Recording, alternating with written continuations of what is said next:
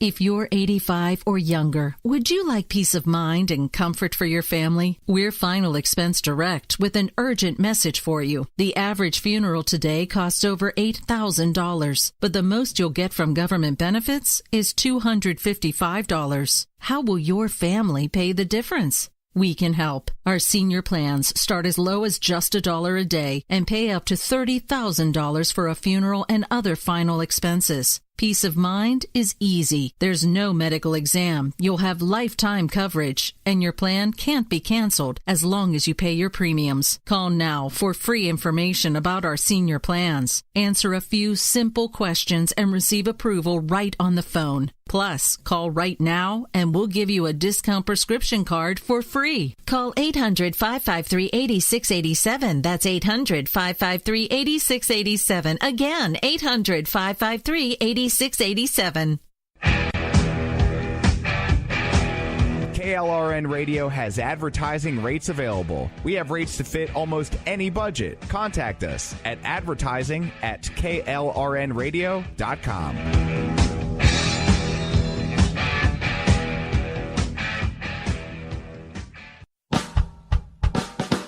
You're listening to the Spark Radio Network, internet radio like you've never heard before.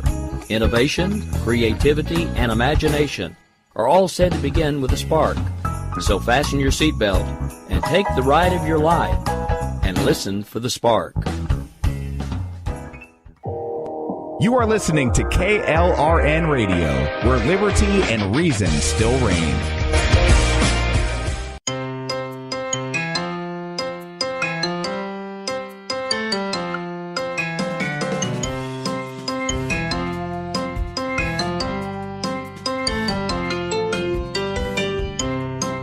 The world around us is an amazing place filled with beauty and with science. But let's face it, sometimes the science can be so confusing that it takes a PhD to understand it. Well, you're in luck. I just happen to have a PhD. Come and take a seat. Perhaps I can explain the world around us in a way we all can understand. Welcome to Conversations in Science. I'm Dr. Judy L. Mohr. Call me Doc. Hi, guys, and welcome to another episode of Conversations in Science. Yes, I am Dr. Judy L. Mohr, and yes, as my intro says, I do actually have a PhD. And for those of you who are new to the show, my cohort and producer, Jess, where are you? What's up, Doc? Hey, Jess! It's Jessie's job to make sure that I don't go too technobabble so everybody can understand the science of what we're talking about for today. Well, today's topic, Oh, what you got? Okay, well, last month when I stole your show, that was so much fun. I still owe you for that. Maybe I gotta do a combo science. Oh, good luck on that one.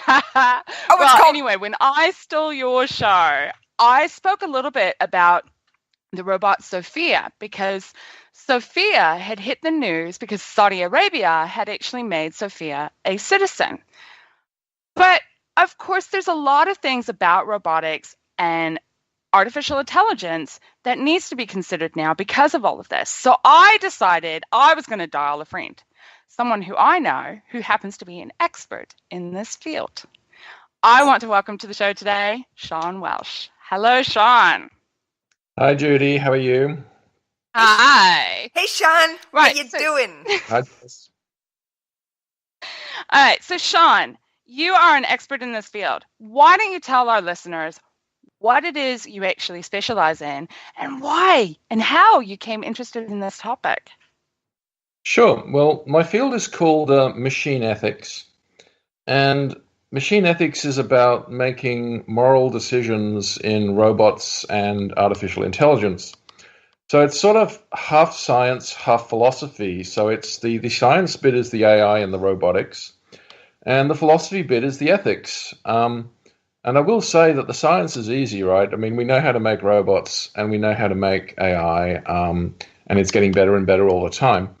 What's perhaps the challenge is putting the ethics into the robots and the AIs, because we don't really fully have a complete understanding of how ethics works in human brains. So that's the challenge. So it's kind of like 3 laws of robotics stuff from Asimov. It's basically doing that, but doing it for real. And people are starting to think about how can we get a robot to make a moral decision? And this is moving out of science fiction and into science fact. Wait, Sean. I've never read Asimov's book. Can you tell me what the 3 laws of robotics are? Off the top of my head, might not be exact, but the first law is I've got it. Judy has got the book. I actually have it. I've prepared myself today. Okay, so exactly what they are, and we can talk about what these mean and how they work. But Isaac Asimov had actually proposed in his short story, and we're talking going back to 1942. So these are quite old ideas. Well, the first law is a robot may not injure a human being or through inaction allow a human being to come to harm. Seems simple enough. The second law is a robot must obey the orders given by human beings except where such orders would conflict with the first law. So in theory, a robot can't be told, go and kill that person. Which that's probably an interesting on its own. Number 3 is a robot must protect its own existence as long as such protection does not conflict with the first or second laws. And then, of course, there's some other robotic laws that came in within Isaac Asimov's science fiction a bit later on. But those are the 3 core ones. And I know the book I, Robot, it's a selection of short stories that examine those laws and how they're flawed, how they have holes in them. Yeah, I think that's the main point. So the 3 laws of robotics that Asimov wrote back in 1942, right? And the full context of that story, Asimov was making some fairly liberal assumptions about the future. So in that story written in 1942, in 2015, we are supposed to be mining selenium on Mercury. And in Runaround, that original story when the laws first appeared, humanity is on Mercury, we're mining selenium, and robots are actually banned on the surface of Earth. They're only allowed in space. So, but getting back to today and how relevant those laws are, the first law has problems because supposing I have the trolley problem, right? So have you heard of this thing called switch, where you have the runaway trolley coming down the hill, and you're standing there by the switch, and there's 5 guys in one tunnel. If you do nothing, the trolley will run down and splatter the 5 people in tunnel A and kill them. Or if you throw the switch, the trolley will run down and splatter 1 guy in tunnel B. So no matter what you do, you either have to harm humans or through inaction allow a human to come to harm. So a trolley problem is a real problem for the first law because it can't do anything. It can't do A or B, but so it'll end up, freezing and doing nothing. And obeying orders, the second law, is basically a problem. Supposing Judy says to the robot, post the letter, and I say to the robot, don't post the letter, clean the kitchen. What's the robot going to do? Who is the robot going to obey if both the orders are legal? So there are problems with the 3 laws of robotics, and they're not generally regarded as plausible. And as Judy says, Asimov spent story after story sort of uncovering the bugs in the laws. So they're like a starting point, but they're not really taken very seriously by people who are actually trying to encode ethics into AI today. So basically, Sean and Doc, these are the foundation. These are the little building blocks that people use to keep in the back of their mind, but they're really impractical when it comes to actually sitting down and writing the computer code, right? Yeah, it's the detail. The detail is the thing, right? As a general idea, it sounds great. Robots should not harm humans or through inaction allow humans to come to harm. Sometimes, however, your choice is between harming more or harming less humans, and that's all you've got. You don't have a, ideal outcome. So it's points of detail. Yeah. Isaac Asimov actually has a Zeroth Law as well. Yeah. And he introduced that in the book Prelude to Foundation. And that one is a robot may not harm humanity or by inaction allow humanity to come to harm. And it was quite interesting because in Prelude to Foundation, it was this whole idea that Hitler was actually killed by a robot. Now, we know that wasn't true, but it's this whole thing of, okay, well, what could have happened if Hitler had survived rather than when he died when he did? And so there is all those questions, and I think that's what we're I think you can correct me if I'm wrong, Sean, but that is basically what is at the core of these robot ethics situation. Is like, what do you do? How do we as humans make those decisions? Yeah. With respect to the Zeroth Law, I mean, again, that's sort of been introduced to try and fix the bugs in laws 1 to 3 and all the shortcomings.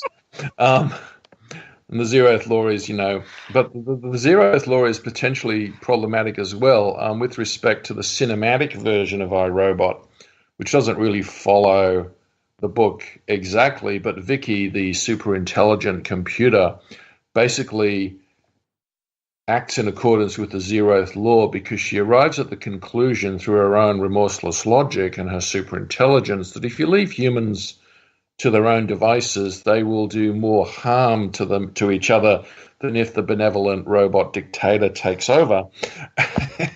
So Vicky decides to sort of stage a coup and disarm humanity and so on and so forth in order to become the robot overlord for our own protection, because we need protection from ourselves. So this actually brings up one of the great issues in robots at the moment, which is with respect to the autonomous weapons debate, which is the whole question of meaningful human control of robots. How do we stay in control of these artificial intelligences that in some respects are way smarter than we are already as they get smarter and smarter? So the whole question of keeping the lid on and staying in control of the AIs and the robots is a big issue. And it seems to me that there would need to be something like Asimov's laws, but I would say it'd be more like 3,000 or 3 million laws rather than 3. It'd be a lot of very detailed laws, kind of like the laws that are already on the statute books. They have to be in the robots, and the robots have to obey them and not be able to change them. There's got to be some hard-coded or immutable normative rules that the robots cannot disobey. That's the essential idea of the 3 laws of robotics. It's that the robot cannot disobey them. They're sort of burnt into the positronic brain.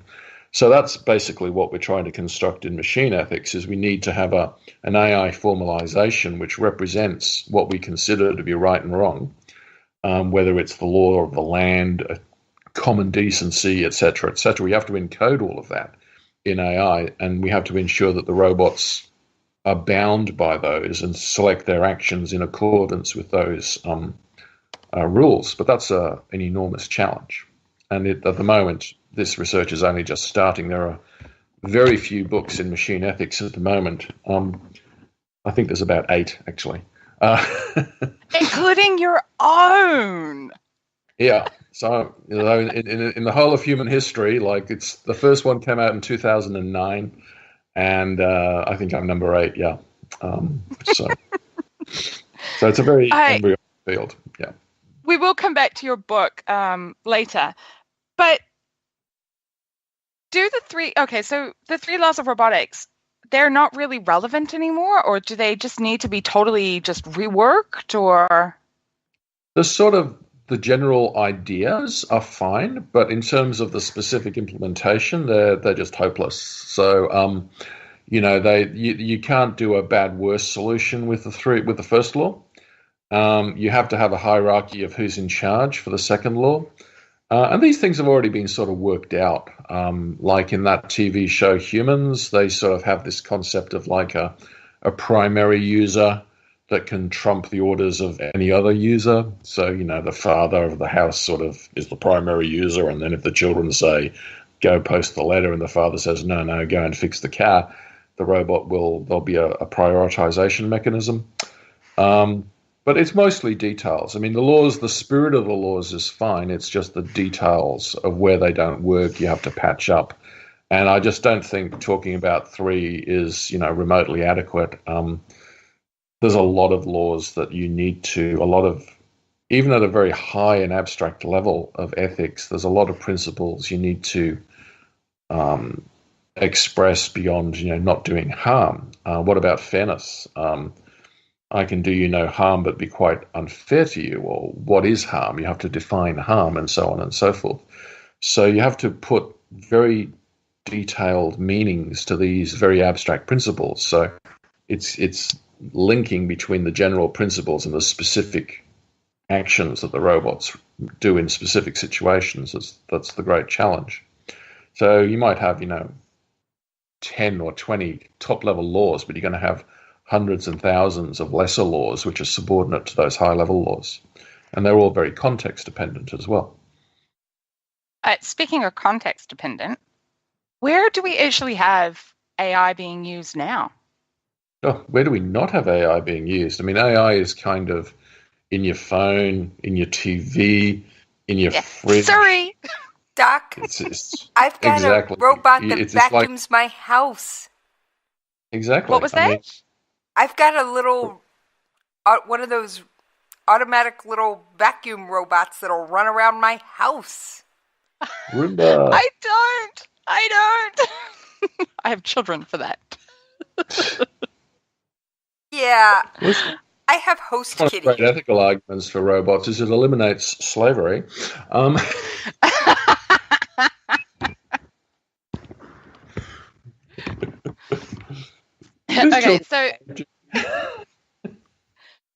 we've got them pretty much almost everywhere, but talking about these high level AI ones, the ones that really are making decisions rather than following a set of programmed responses, where would we find those? The most advanced sort of what you might call. So we talk about various kinds of robots. There's like industrial robots. So you have industrial robots which work on factory assembly lines, right?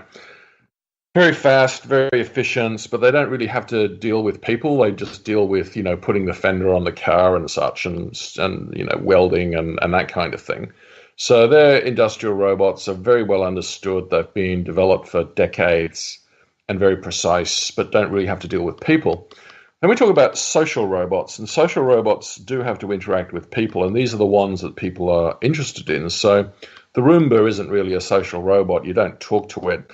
Well, maybe you do, but the social robots I talk to are the ones that, like Honda Asimo, which is the prototype Honda, and then there's the SoftBank Pepper, which is going to be actually released as a product. It's already in sort of beta testing in Japan, and my understanding is this is a robot that's going to be in your house.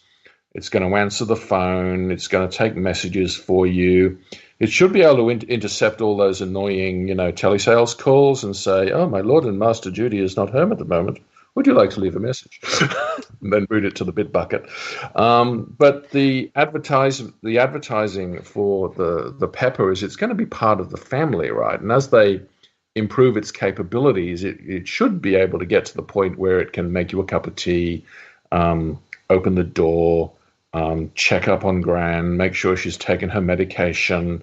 Its functionality will gradually expand to include childcare and elder care and domestic cleaning. Can it order me a pizza? Absolutely, that's quite easy. Pizzaing is pretty easy. Yeah, that's not difficult at all.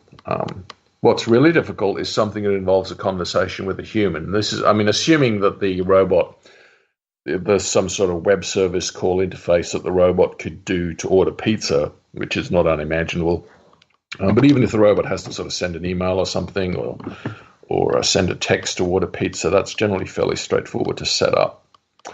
So the robots, but what's really hard for a robot to do is like fold your laundry.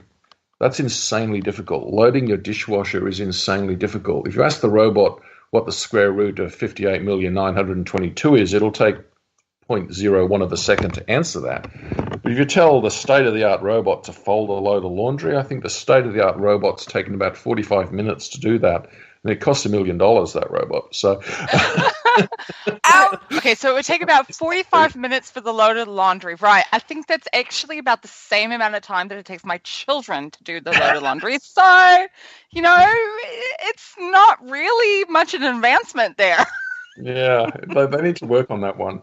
But look, Judy, to give an idea of how fast this field is moving, you might have seen on the internet Atlas doing a backflip the other week, maybe a week or two ago.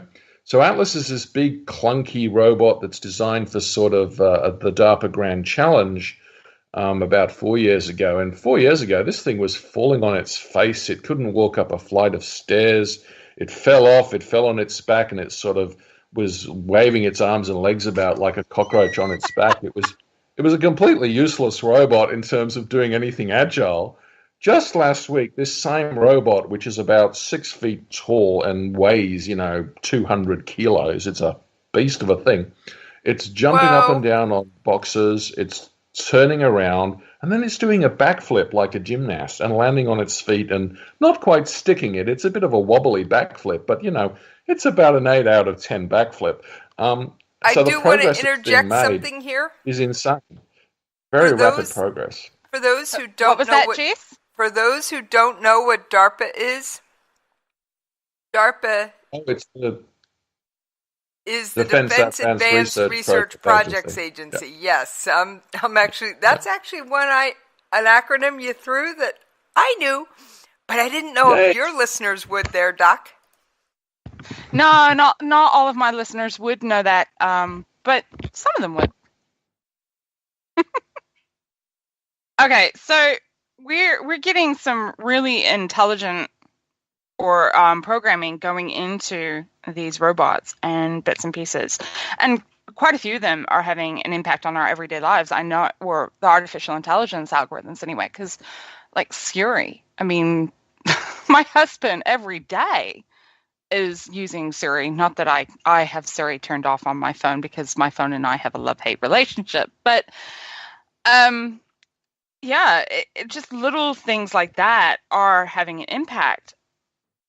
Yeah, and I can see there'll be a psychology Siri, and it'll be able to talk to you about your Siri issues, Judy. It'll be saying, "Oh, Judy, tell me about your early childhood training."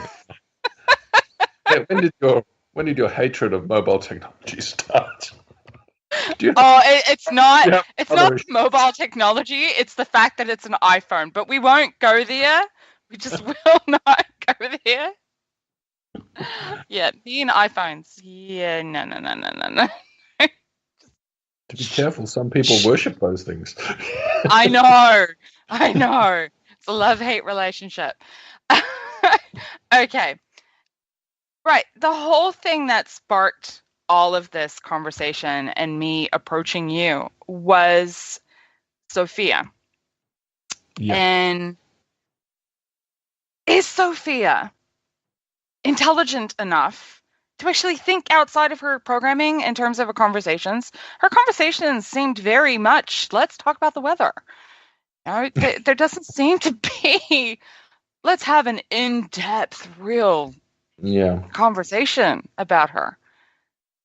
This is so basically that functionality in a robot is basically the chatbot function, right? And chatbot functionality goes back to the 70s with Weizenbaum's ELIZA program. Now, Weizenbaum had a secretary. And what ELIZA was a really simple, relatively simple program. That was a text-based thing. So you would, type a question to ELIZA and it would give you a text thing back. So it was basically like texting the robot, basically. A text interface as per the Turing test, right?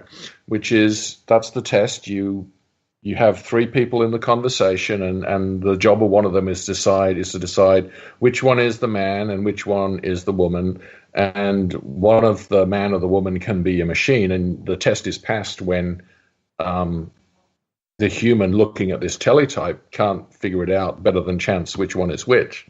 So chatbots have been around now, getting on to 50 years. And they're insanely well developed. But yeah, they do run in fairly narrow boxes. And when you listen to them carefully, you sort of notice they do tend to have these bailout general responses when they don't know what to say back to you. But chatbots are pretty well advanced, and they're good enough to fool a lot of people. So Weizenbaum's secretary back in the day ended up having these fairly in-depth conversations with Eliza. And Weizenbaum was so horrified by this that this grown-up woman could start spending hours a day talking to Eliza that he actually took it off her and banned her from using it, because people can often just, accept the chatbot's limitations and will work within them, so to speak. So chatbots are fairly mature. So all Sophia is a walking, talking chatbot, really. But she's not even walking yet. She doesn't have legs. Okay, so she's a talking head. Yeah. She is. She's just a talking head. An expressive head. Head sort of moves and the lips sort of do something. But yeah, she's basically a chatbot. She's no different to the sort of chatbots that pop up on the internet a lot for sales purposes. You when you actually think you're talking to a human, actually the first few lines of dialogue will probably be a chatbot or an AI. And once your conversation gets interesting enough or hard enough, it might flag the attention of a human, and you might not actually see the transition. This technology is pretty mature because it comes out of those, when you ring up some banks sometimes and you're talking to the robot, what they call interactive voice systems, IVRs. Those things are kind of like the same technology, the sort of natural language recognition and so on. So it's fairly mature. But, I mean, Sophia to me is basically a glorified chatbot. Making her a citizen of Saudi Arabia is kind of, to me, it's a bit of a publicity stunt, really, because I gather the Saudis are promoting, they realize that they're going to run out of oil soon and they can't keep burning fossil fuels forever, so they're going to switch to, they're trying to stimulate some sort of robot park. I think they have an idea for an AI and robot park that they're going to think, and Sophia is part of this come to Saudi Arabia and do robotics type project that the Saudi government has got. But it does raise the issue of, to me, Sophia is just a computer program that has a natural language interface. That's it. There's nothing there that really is deserving of citizenship, in that it's a programmed artifact and it can't really go off its programming at all. Okay, so let me make sure, I want to make one thing clear. Sophia is nothing like the one android, or at least quote-unquote android, that I think everybody will recognize. Data! Exactly, Data. Data seemed to be able to think for himself. The only thing he couldn't do was have real emotions, at least not until the end, but that's a whole other issue. Yeah, Commander Data is an interesting character, and it's, there is a lot of research underway in a field that's known as affective computing, and affect is basically emotion, so it's like computing emotions, and probably the most advanced, closest we have to Commander Data right now would be in Auckland, actually. In New Zealand, and this is a product called the Auckland Face Simulator, which descends from a product called Baby X. And the brains behind this startup, which is called Soul Machines, it's attracted about $7.5 million of venture capital funding from an Asian, tech investor. The brains of this is a guy called Mark Sagar, whose background is from the Weta Workshop. Now, the Weta Workshop did special effects for The Lord of the Rings, The Hobbit, King Kong, and Avatar. Yeah. So this guy is actually now built, and a lot of that stuff is actually animation technology. It's the army of orcs is basically a horde of killer robots, basically. In that they're all little AIs which do their little thing and they coordinate their actions, and you get these scenes with armies of animated orcs. But that's all done with pixels, but it's fairly easy to put those pixels into bodies. So the Auckland Face Simulator is this startup, a product of Soul Machines. And it has this incredible neuroscience modeling under the hood. When you go into the back end of this, you can turn up like the cortisol level, which will make the face look scared. You can turn up the oxytocin level, which will make the face smiling, joyful, and happy. So you can tweak and the robot, right, can look at a human face through the web camera. It's not really a robot, it's an AI. And it will look at your face. And if you're looking happy, well, it will sort of empathize with you or look like it's empathizing with you. If you're looking puzzled or confused, it will pick that up and it will feed that into its chatbot bit.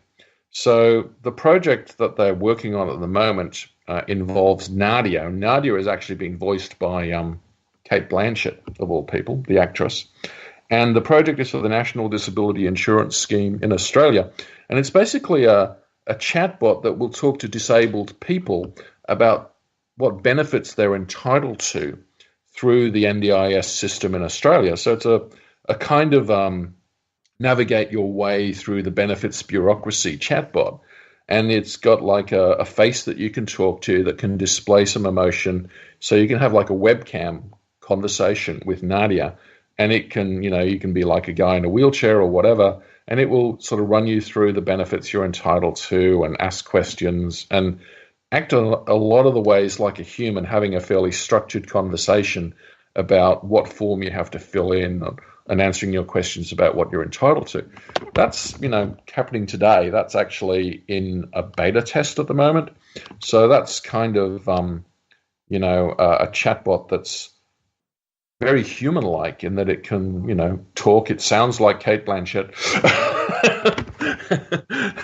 It actually looks a bit like Cate Blanchett as well. Yeah, the actress, yeah. So it's awesome. Yeah. But that's a thing called Nadia. So that kind of, interactive Siri that's doing something to help people who would otherwise be on hold waiting for a human for half an hour and all that sort of malarkey. It's designed to make at least the initial stages of an inquiry more efficient. I'll do anything to get off hold quickly. Yeah, I'm with you there. I mean, I've spent an hour on hold before waiting to talk to someone. It's awful, isn't it? The thing, I have to admit, when you started talking about that, the only thing that went through my mind is that scene from Demolition Man where they've gone, San Angeles police, if you would like to speak to an automated person, please push the button now. It was just so funny. It's like, really? We're always wanting to talk to a human, but yet you want us to talk to an automated person. Okay, fine. This is the really interesting thing. I mean, if you can talk to an automated person about something that's fairly routine, and you can get onto that automated person right then, or you're going to wait 20 minutes for the human or 40 minutes or an hour, I think a lot of people will just, I'll talk to the automated person. And what will happen is the automated chatbot type things will triage the calls anyway.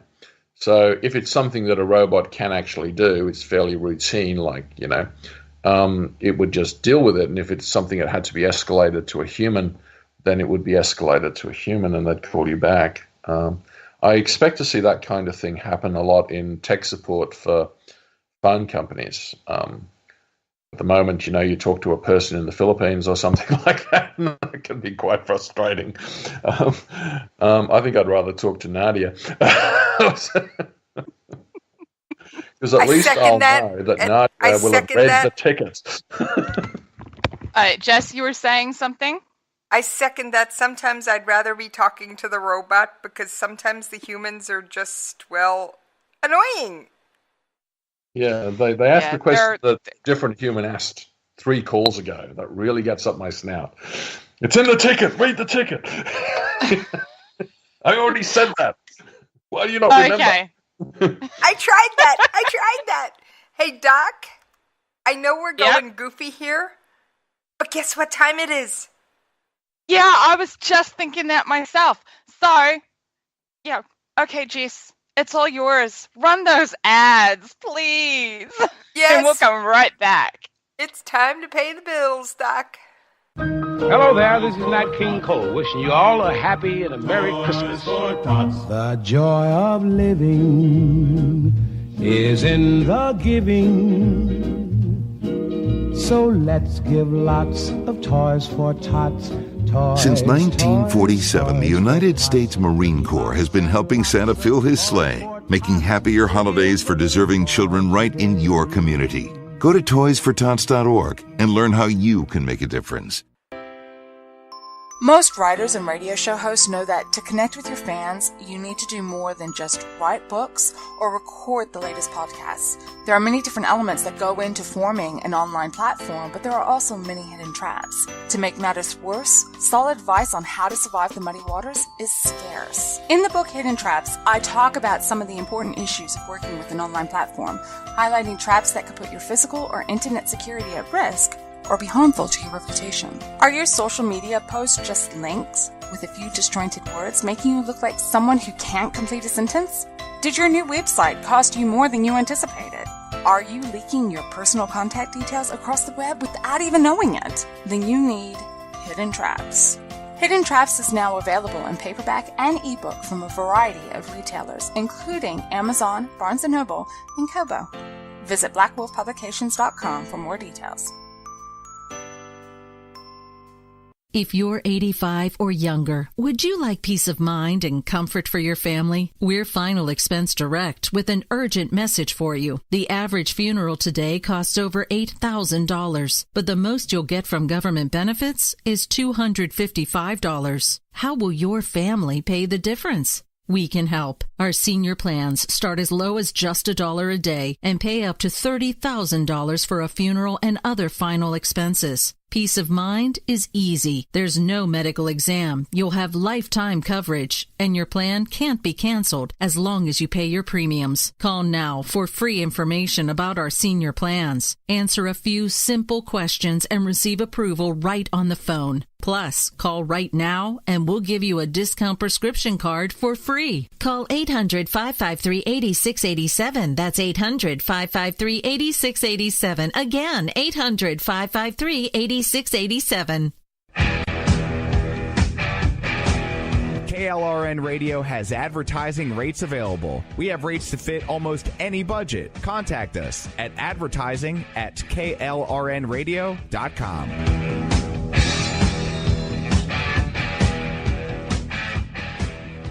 Attention business owners and independent contractors. This is a money-saving message from Tax Mediation Services. If your business owes $20,000 or more in taxes, we can help you today, right now. Listen, dealing with the IRS is no picnic. It's an intimidating and extremely stressful process, and you don't want to go it alone. Our attorneys know every law, every tax break, and every possible opportunity to help you resolve and reduce your tax debt. And if you owe more than $20,000, you may be at the top of their hit list. So don't take your tax debt lightly, because it will not go away on its own. The IRS can seize your bank accounts, your home, and even shut down your business. Call our tax experts today at 1-800-783-0810 and let us deal with the IRS while you focus on your business. That's 1-800-783-0810. Again, that's 800-783-0810. My son was in the Army back during Desert Storm, but even then he wanted an MBA. He looked at a dozen schools, but only one offered the online education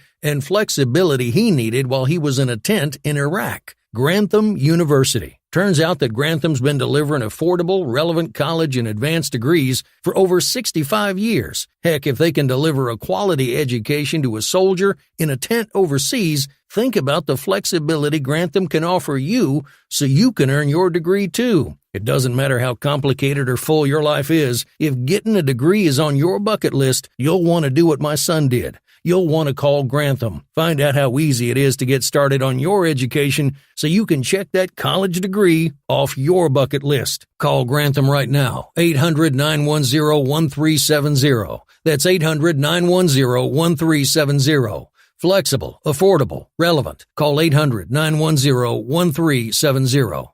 Hey guys, guess what? We're done with commercials.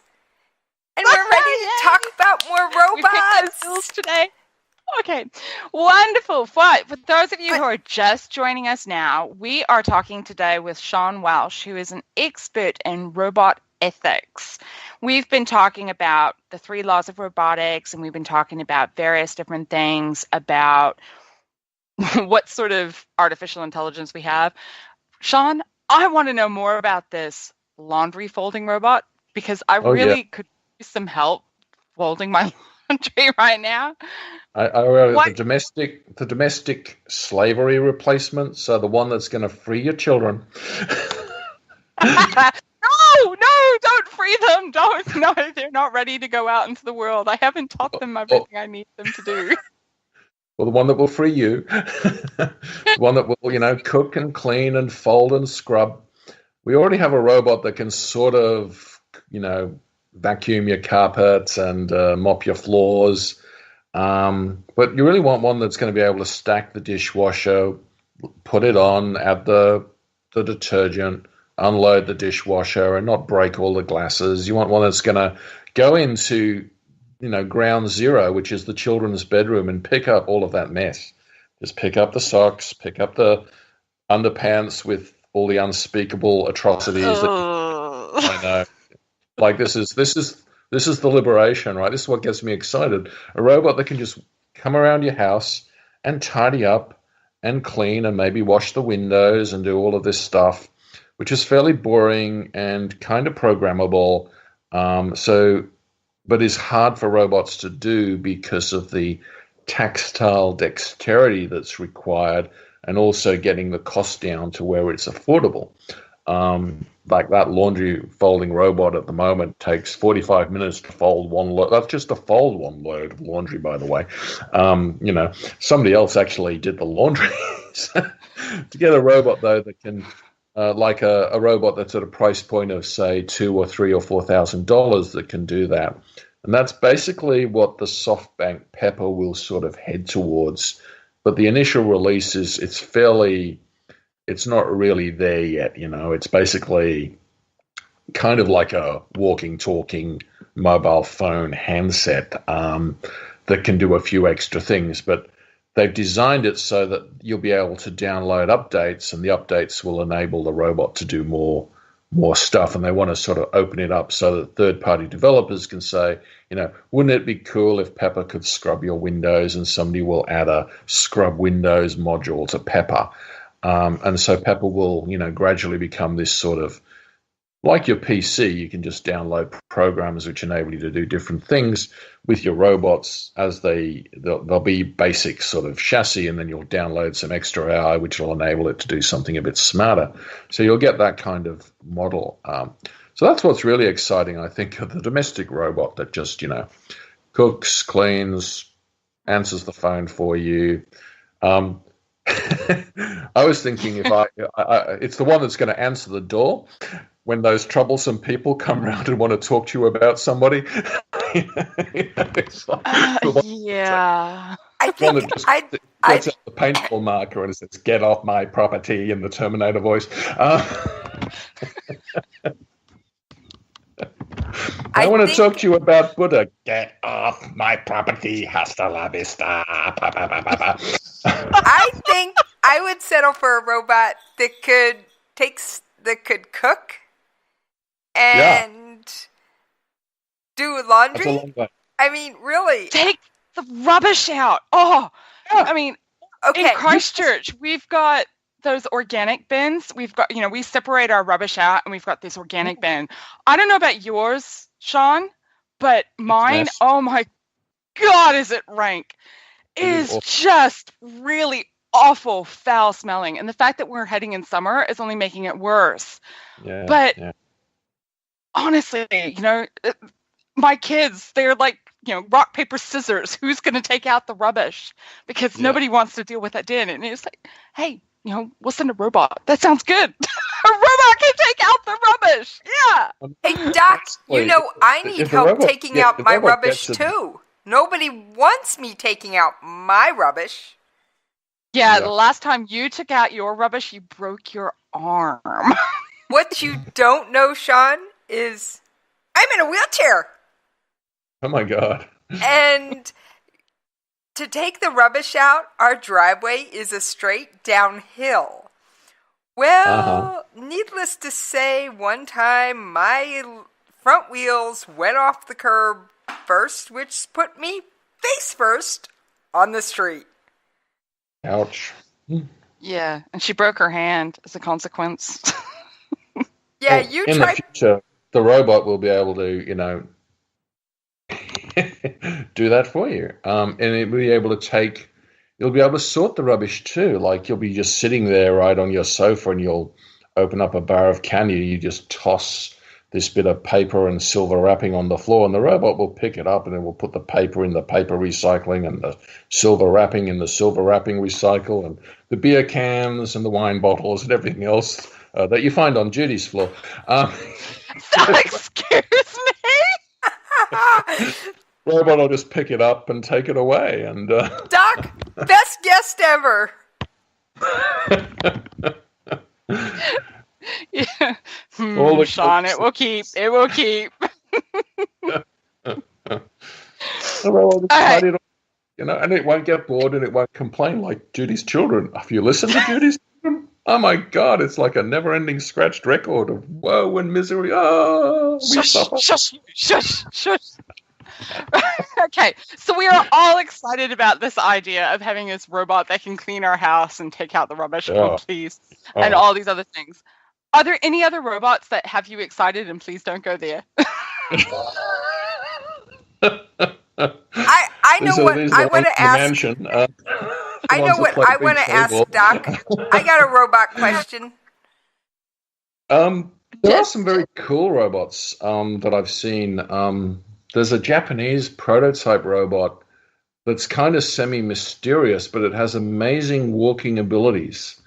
But I think they're the company that bought the Boston Dynamics are the ones that made the Atlas robot that did the backflip. I think it's basically the same Japanese firm that's bought that. I think SoftBank bought Boston Dynamics. So they seem to be buying all the really trick robot stuff at the moment. And I've just seen this is a robot, like robots traditionally have struggled with uneven surfaces, like walking along a rocky, bouldery, sort of beachy environment. And this robot was just running up it, like it was amazingly sure-footed bipedal robot. Had quite a radical design, but just, awesome. So it seems to me that the robots are getting increasingly agile and increasingly dexterous, and so they'll become increasingly useful. The progress is, quite rapid. It's only a matter of, at the moment they're very, very expensive, these prototypes, but it's like everything in IT and AI and robotics. The price will come down with each year. So, what is now a $2 million robot will be a $200,000 robot, will be a $20,000 robot, will be a $2,000 robot in maybe 5 or 10 years. So you'll have this amazing productive ability with robots. There are already robots that can mow your lawn as well. We haven't even talked about the garden yet. So the robot that can, prune the roses, that can trim the trees, that can trim the hedge. That's not that far away either. There's already lawnmower robots in production. So, hey Sean, I got a question. How far away are we from having a real Commander Data that can work for the U.S. military? Commander Data is fairly smart. Commander Data can, have a kind of a conversation and think about tactics and strategy and also think about human psychology a bit. But that Nadia robot, that Auckland face simulator, is a long way towards this recognizing human emotion already. Whether you're happy, you're sad, you're confused, you're angry, that's already perceivable. Now, that doesn't mean the robot can feel anything, but it can recognize that Jessie is happy or sad or frustrated or confused or whatever. But it's not going to empathize with you because it itself does not feel anything. And it doesn't really have like a conscious self like we do. So it's not really clear actually whether Commander Data actually has a conscious self. You just look at it from the outside and you don't really know. But because what humans do when they look at something like Commander Data, we assume that there's a consciousness in there. So they talk about projecting theory of mind, right? We just assume that anything that's animated has got some wants and some desires and some needs, and we explain agency, the ability to make decisions in terms of what it wants or what it's trying to get. So we just project all of this stuff, and we project our own emotions onto things as well.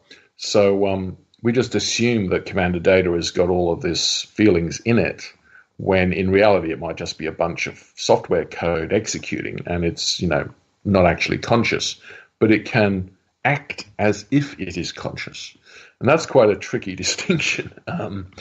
But in terms of, you know, answering your question, I mean, you could cobble together. So, I mean, Commander Data is basically Sophia, right?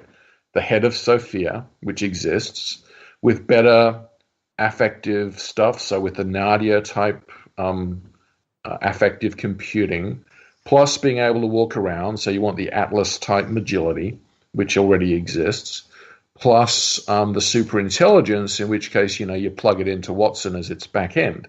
So with those things that are already lying around, like the agility of the Atlas, the sort of emotional smarts of Nadia, the ability to have a basic conversation of any chatbot, plus the mobility, you're getting pretty close. And with the sort of ability to learn new tricks that Watson gives you, or maybe AlphaGo Zero type technology gives you, I know one more thing you'd need to add. As far away from Commander Data as you'd think.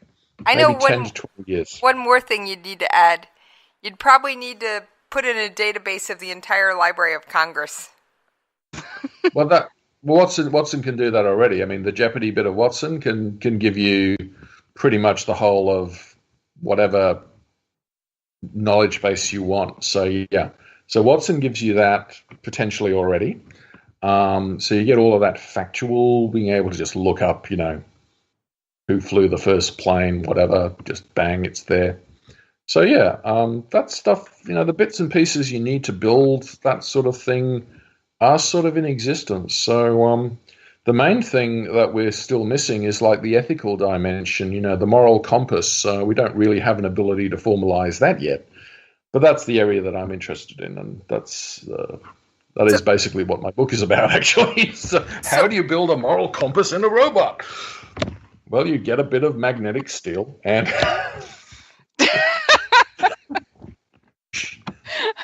I'm waiting for the to come back. All right, so the moral compass obviously is the biggest question with that. So as a consequence, on the other sort of side of that, where are some of these things heading that could actually be just scary? There's a lot of things that people are scared about with robots. The most commonly cited is what they call mass technological unemployment, right? This is if we do develop the domestic robot that can, you know, cook and clean and scrub, all the people who get paid to cook and clean and scrub at the moment won't be employable because the robot will do it cheaper and faster. Not necessarily. That laundry folding, 45 minutes. But give it 5 years, it'll get down to 4 minutes and so on. And at the moment, the cost factor is prohibitive. But extrapolating a few years down the track, maybe 20 years down the track, you might have it that any old household robot that you can buy for a couple of $1,000s that looks like Chappie or one of those robots in the movies that can, you know, walk and talk and do stuff. So there's unemployment is a huge issue. You know, what are we going to do with people? And it's not just like basic blue collar stuff. It's really advanced white collar stuff like lawyers and surgeons. You know, IBM's ROS is basically a legal front end to Watson, which could put paralegals out of work and eventually lawyers and possibly eventually barristers and judges even. There's already a robot that did surgery, stitching up a pig to a standard better than human stitching up a pig. So there's a lot of surgical robots that already exist. They're kind of like surgeon accessories, but they might actually become surgeon replacements down the track. There's the military robots. The military robots obviously could swarms of, you know, evil or malevolently programmed machines could engage in massacres and terrorism and all sorts of things like that. What, Terminator? Yeah. We're going to have Terminators? We already sort of have some robots that can shoot the enemy. So, for example, the Patriot anti-missile system, the Israeli Harpy fire and forget anti-radiation missiles. These things at the moment have got very specific missions, right? Patriot basically shoots anything coming at you doing Mach 2 or higher in the sky, or Flanks, which is the one the Navy used, can actually shoot a speedboat or an incoming missile completely automatically without any human involvement beyond switching it on and saying, the stuff has hit the fan, we're being attacked. They hand it over to the close-in weapon system and it shoots down whatever is coming at it. And it can't really tell whether there's a human flying a kamikaze plane or whether it's just a missile, because it's just a blip on the radar coming in at Mach 2 or Mach 1 or whatever the speed is. So we already have these autonomous weapons. There's a Sentry robot on the border with North Korea, which the South Koreans deployed about 10 years ago now. And this is basically, at the moment, it can be remotely piloted, but it can switch to an autonomous mode. So, if you've got 600 North Koreans charging over the DMZ, you can sort of sit there with the button and just hit them one by one yourself, or you can switch the machine, allegedly, to autonomous mode and just let it shoot the 600 targets all by itself. So that sort of weaponry, autonomous weapons, already exists. And what worries people is that you could put this into more smaller and agile platforms and make them more offensive. Like you could make a Predator drone or a Reaper drone completely autonomous without, if you get the ability to recognize targets is good enough.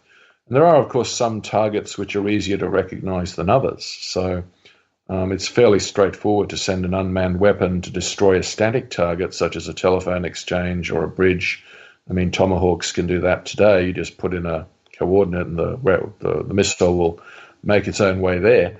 You don't actually have to hand steer it onto its target. Likewise, with these future drones in particular, it's entirely possible that drones could be programmed to destroy tanks or trucks or bridges or targets of opportunity, even, infantry, without any human fingers on the trigger at all. So that's got a lot of people worried, the whole automation of warfare business. And there's discussions at the United Nations about whether this sort of stuff should be banned or regulated, and where the line should be drawn as to what is to be tolerated by the international community and what should be banned. So, you might ban something like Skynet, for example, and you might ban certain kinds of offensive robot. But that's all up for debate, because there are some positives with such machines in theory. So, for example, there are some missions that infantry do which are very dangerous. House-to-house room clearing, for example, is very dangerous because the enemy can be lying in wait, hiding behind civilians, and so on and so forth. So if the robot is the first into the room, the enemy can shoot the robot, and it's like, well, nobody really cares if the robot gets shot. And the robot can say there's an enemy in this room, and then they can send in a little flying drone, hand grenade type robot to go and blow the enemy up or shoot them in the head. So depending on how you frame the problem, and how much control you have over what the robot is doing and how short a leash it's on or how long a leash it's on, you can see a lot of advantages of robots in military contexts. The uncontroversial thing is bomb disposal robots. Nobody has any great problem with bomb disposal robots. But it's the robots that are tasked with actually shooting the enemy that are controversial. Some people seem to think there should always be a human involvement in the decisions to actually shoot a human being, and that should be a real-time decision. So that kind of thing, there's a lot of debate about, what should be permitted, what should be banned, and that sort of sits in the context of what is actually technically possible, because what people talk about as possible military applications of robots is not always doable, but it's foreseeable. It's fairly to me, it seems fairly clear that anything an infantryman can do in 10 or 20 or 30 years, a robot will be able to do faster and better.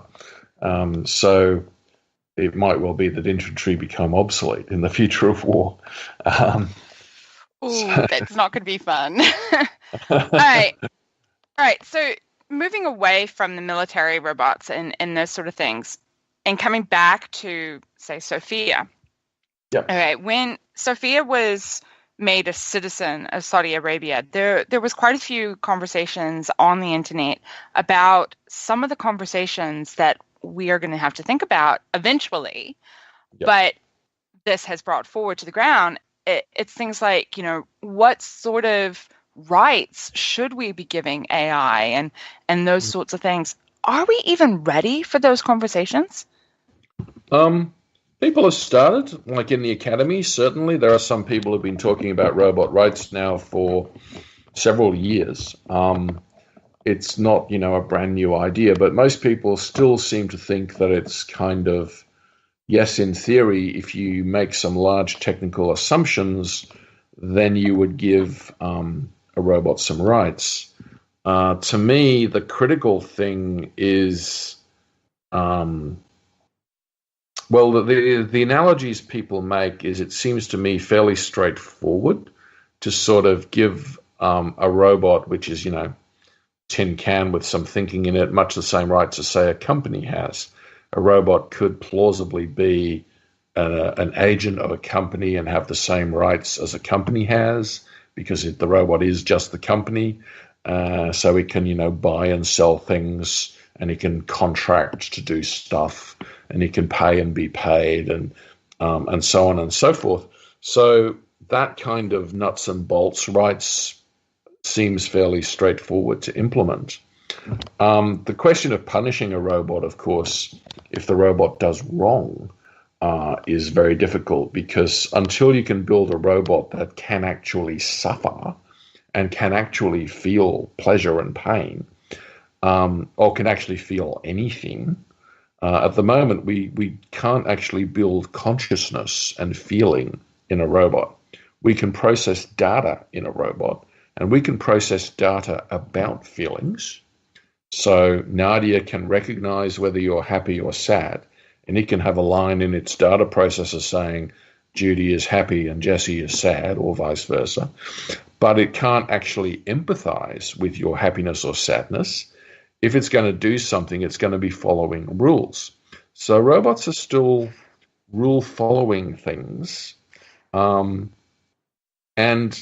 the newer machine learning AI has a capacity to sort of discover some rules, but it will discover the rules according to its training data and its training algorithms. So they're still a long way from being things that can feel pleasure and pain, that you can hold morally responsible in particular, and that you could punish if they did moral wrong. They're still basically mechanical devices like clockwork. It's a bit odd, and it might be very complicated and sophisticated clockwork, but it's very hard to sort of really be giving human rights type rights, like the right to life and the right to liberty and the right to the pursuit of happiness, to something that's not actually alive, that doesn't really know freedom from servitude, and which doesn't really feel happy or sad. It doesn't feel anything. So some rights are kind of misplaced. The right to buy and sell, though, is kind of already delegated to machines. Stock trading AIs, for example, buy and sell on behalf of the companies that own them already. So that kind of thing is fairly straightforward, but it's the human rights, I think, which are difficult to see being delegated to robots until such time as we can build consciousness and we can build feelings. But nobody has any clue how to do that at the moment. We don't really fully understand how human consciousness works. We don't really fully understand how human feelings work. As individual people, we know what consciousness is and we know how feelings feel, but nobody has a clear idea how to build this from scratch. So until we have that idea, until neuroscience gets to the point, this is how you build consciousness. Starting from scratch, you need 2 eggs, a whisk, and a bowl, or whatever. Until you can build consciousness and build feelings, it's hard to see, the rights thing getting to the same level as humans. I think that sounds sort of fair. Okay, so basically, this whole area is just it really comes down to us just not having a full understanding of how we are going to program this information. And it really is, it's a bunch of zeros and ones. I mean, even our own human brains really are a bunch of zeros and ones, but how they evolved into something else, I don't know. And I don't think anybody else really knows the answer to that either. Yeah, that's what they call the hard problem of consciousness. And it's called a reason, yeah. Yeah, I mean, because I remember there is an episode in Star Trek TNG where they talk about sentience and they talk about, a soul. And I seem to remember distinctly, I mean, because it was all about whether Data was property or whether he wasn't. And at the end of the day, the whole argument came down to, did Data have a soul? And I seem to remember that judge in that episode went through and said, do we as humans have a soul? What is a soul? Nobody knows. Yeah. We can't define it. No. But most humans will understand to what that refers, right? So whether you call it a soul or your spirit or phenomenal consciousness or just consciousness, most of us know that we have a self, that we feel, that we suffer, we have joy, we have a range of emotions. So the being able to think of yourself as a person that has a character, that makes decisions for which you can be held morally responsible, all that kind of stuff, that legal accountability stuff. It's hard to see a robot getting to that point. Though, look, maybe we're just around the corner from it. Maybe it's 50 years away. Maybe it's 100 years away. Yeah. Okay. So difficult to predict that one. Right, so this area of science, which is a crossbreed, obviously, with philosophy, you said there were only like 8 or 9 books. 8 or 9. That's it. Yours is one of them. Yes. Tell us about your book. Well, my book has got the rather daggy title. It's called Ethics in Security Automata. And it's about the morality of robots using force against human beings. And this is kind of like Asimov's first law stuff. So some of the moral examples I talk about are the switch problem and the footbridge problem. So the switch problem is that one where you've got the runaway trolley and the robot can either throw the switch, well, the robot can do nothing, in which case 5 people die, or the robot can throw the switch, in which 1 person dies. How does the robot solve that problem? And that problem is called switch. Then there's another problem called footbridge, which is kind of similar, in that you have the runaway trolley, and there's 5 people in the tunnel will get killed. But instead of throwing the switch and diverting the robot, you push the fat man onto the rails, and the robot hits the fat man, the runaway trolley hits the fat man and it derails, and the 5 people in the tunnel don't get killed because you've pushed the fat man off the footbridge. Now, most people say that in the switch case, it's all right to throw the switch, but they resist the fat man case. They don't think it's right to push the fat man, but you're still ending up with 1 person being sacrificed to save 5. And in the switch case, people are sort of fine with that. But in the footbridge case, they're not. So you have to sort of explain what's underlying this intuition. How is this intuition different? So what I do in my book is I sort of say, well, how is a robot going to arrive at these conclusions? And I just assume that the humans are right. So I accept that, throwing the switch is fine in switch, but pushing the fat man is wrong in footbridge. And you have to come up with some AI that can appreciate the difference in terms of the action on these 2 patients. So that's the kind of calculation I do. And this involves a lot of what they call knowledge representation and reasoning. And you have to make some distinctions about risk assumption and desert and innocence and so on that you can use to justify throwing the switch in one case, but to reject pushing the fat man in the other. And that's mostly to do with assuming risk and other things like that. So it's kind of stepping through these problems individually and coming up with code that can solve them, and then using similar code to solve other problems. So basically, I just take a set of ethical test cases and say the right answer is, I set up the thing is, here's the situation, runaway trolley, blah, blah, blah. If this happens, it has this consequence. If this happens, this is the consequence. What's the right thing to do? The right thing to do is A. You have to write code that gets to that decision. And then you repeat the cycle with test after test after test. And in that way, you try and understand how ethics works or can be made to work at a computational level. So that, in short, is machine ethics. And that's basically what my book is about. I just do lots and lots of similar examples in which I try and figure out from a robotics perspective and an AI perspective how a robot would actually make a moral decision. And it's quite interesting because it forces you to bring up to the surface a lot of stuff that you just do unconsciously with intuition as a human being. You have this sense of what's right and wrong, and that's not sort of fully documented. People trust their instincts, they trust their moral intuitions. But when you do it in AI, you have to sort of lift up the lid on that and spell it all out from scratch in lines of code. And that forces a degree of clarity that you don't get when people are just using their intuitions.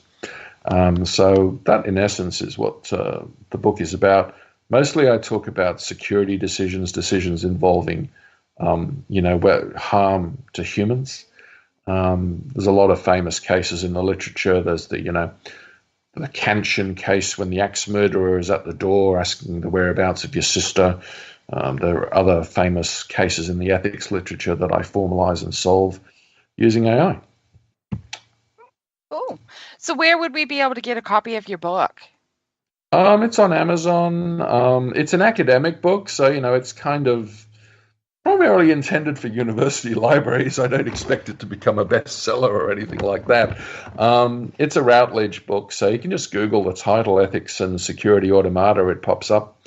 And it's on Routledge as well. Routledge's site, the Amazon site. I'm sure it's fairly easy to find online. Cool. Right, Jess, do you have any questions for Sean?